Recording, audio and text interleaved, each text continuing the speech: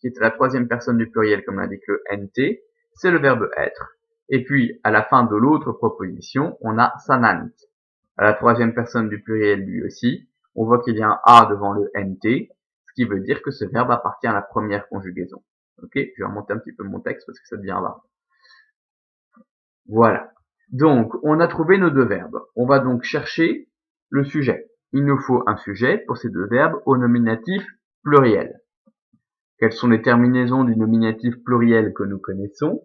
Pour la première déclinaison, nous connaissons I, pour les mots féminins. Pour la deuxième déclinaison masculine, nous connaissons I. Et neutre, nous connaissons A. Donc on va regarder des mots en I, en I ou en A. Alors, multi, graiki, servi, medici. Voilà, on en a 4 possibles. Dominorum, liberos, saipe. Bon, donc on a ces 4 mots-là qui peuvent être sujets. Ça fait un peu beaucoup. D'autant plus qu'on a là-dedans un adjectif,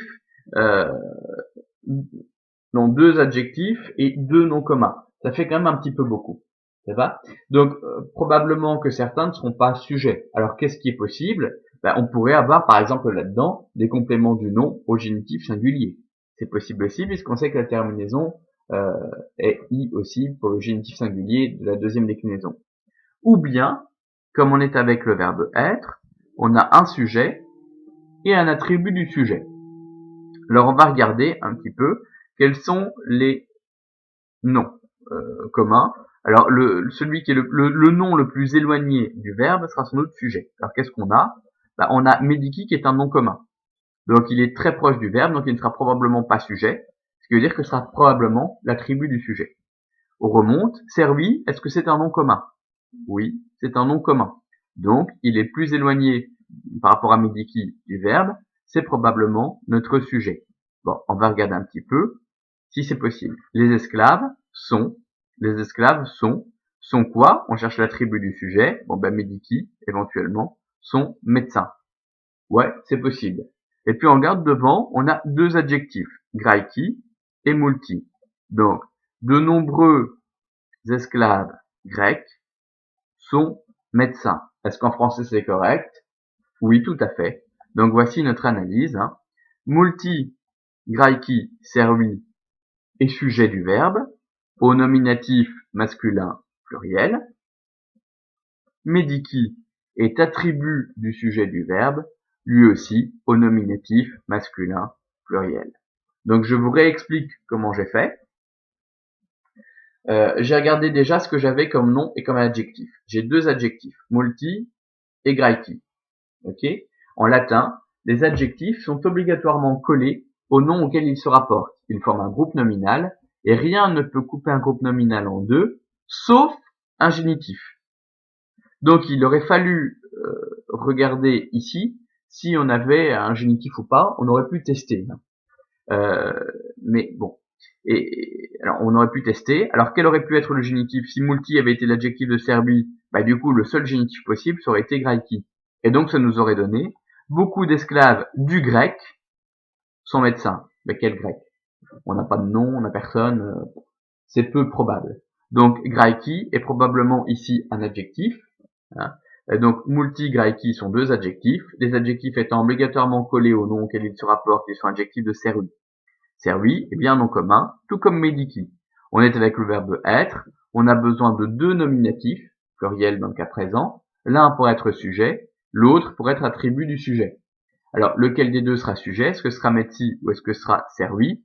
J'ai envie de dire que peu importe. De toute façon, si vous retournez la phrase, ça veut dire la même chose. Que vous disiez les médecins sont de nombreux esclaves grecs ou de nombreux esclaves grecs sont médecins, c'est un petit peu chou vert et vert chou. Même s'il est plus correct grammaticalement en français de dire de nombreux esclaves grecs sont médecins. Ok? Alors comment on fait en latin généralement pour déterminer quand on hésite entre deux mots lequel des deux est sujet?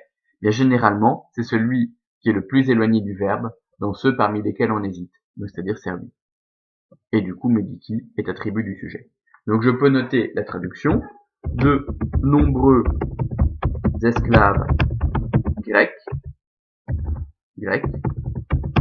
sont médecins, point virgule, Alors, est-ce qu'on a un sujet ici? Donc il nous fallait, je vous rappelle, un nominatif pluriel, donc un mot soit en I, soit en I, soit en A. On n'a rien de tout cela ici, donc il va falloir mettre il. Il, donc on rajoute un pronom personnel. Il sanant, il soigne. Il soigne. Alors, il soigne quoi? On va chercher un CD. Donc, il nous faut un mot à l'accusatif. Quelles sont les terminaisons d'accusatif que nous connaissons? Pour les mots de la première déclinaison, nous connaissons am et as. Pour les mots de la deuxième déclinaison masculine, nous connaissons et os. Et la deuxième neutre, nous connaissons et a. Donc, am, as, os, a. On regarde. Dominorum. Non, la terminaison c'est orum, donc ça ne fonctionne pas. Liberos. Ah oui, liberos, ça fonctionne, on a bien os. Donc, le mot est à l'accusatif masculin pluriel, c'est notre CD. Donc, il soigne. Liberos, vous avez une petite note qui vous dit que liberi liberorum, mot qui n'existe qu'au pluriel, veut dire les enfants. Donc, il soigne les enfants. Les enfants. Les enfants de qui? Donc, on va chercher un génitif, complément du nom. Est-ce que dominorum peut être au génitif? Oui. Orum, si on regarde dans les tableaux de déclinaison, on voit que c'est une terminaison du génitif masculin pluriel pour la deuxième déclinaison. Donc, c'est bien un génitif, complément du nom. Le complément du nom en latin se place généralement devant le nom qu'il complète, qui veut dire que dominorum est le complément du nom liberos, qui répond à la question de qui, de quoi. Donc, il soigne les enfants de qui? Des dominorum, des maîtres. Des maîtres de maison, sous-entendu. Point.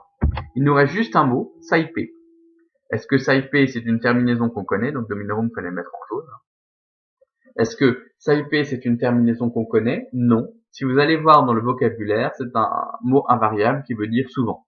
Donc, un adverbe, il soigne souvent les enfants des maîtres. Ok? Je vous rappelle aussi, je ne pense pas vous l'avoir dit, mais le mot adverbe en français vient du latin.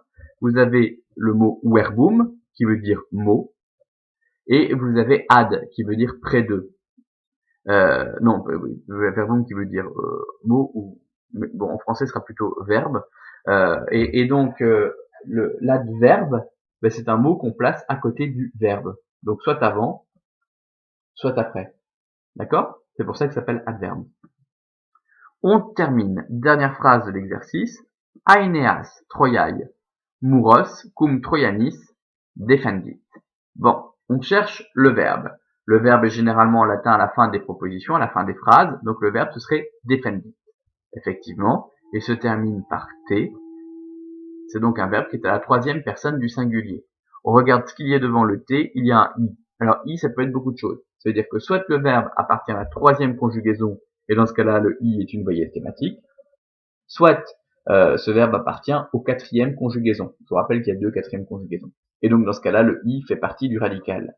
Dans ce cas-là, il faut aller voir dans le vocabulaire les temps primitifs du verbe. On voit que ça vient du verbe defendere, defendo. Donc l'infinitif en ere ne permet pas de trouver le radical. Il faut prendre la première personne et retirer le O pour trouver le radical. Donc defendo moins O, defend. Le radical se termine par une consonne. Il s'agit donc d'un verbe de la troisième conjugaison. Et ce I est une voyelle thématique. Pourquoi est-ce que j'insiste autant sur le numéro de conjugaison des verbes? Bien parce que c'est le dernier exercice de la séquence 4. Et dans la séquence 5, nous allons étudier l'indicatif imparfait, qui est très simple, je vous rassure. Il est beaucoup plus simple que le présent. Le présent, en latin, c'est le temps le plus difficile. Donc l'imparfait est très simple, mais il faut pouvoir reconnaître les numéros de conjugaison. Ok, on y va. Donc le verbe est à la troisième personne du singulier, comme l'indique sa terminaison en T. On va donc chercher un sujet au nominatif singulier. Quelles sont les terminaisons que nous connaissons? Pour la première déclinaison, nous connaissons A. Est-ce qu'on a un mot en A? Non. Pour la deuxième déclinaison, nous connaissons ous ou bien ER pour les mots masculins. Est-ce qu'on a ous ou bien ER? Non. Et pour la deuxième déclinaison neutre, nous connaissons nous connaissons c'est tout. Alors, est-ce qu'on a Non, on a un seul mot qui se termine par cum, mais c'est une préposition. Donc c'est pas possible. Et cum, on sait que c'est cum plus ablatif. Donc c'est un cessé d'accompagnement. Donc on va regarder un petit peu. Normalement, la préposition est juste devant le nom qu'elle introduit. Donc est-ce que Troyanis peut être à l'ablatif?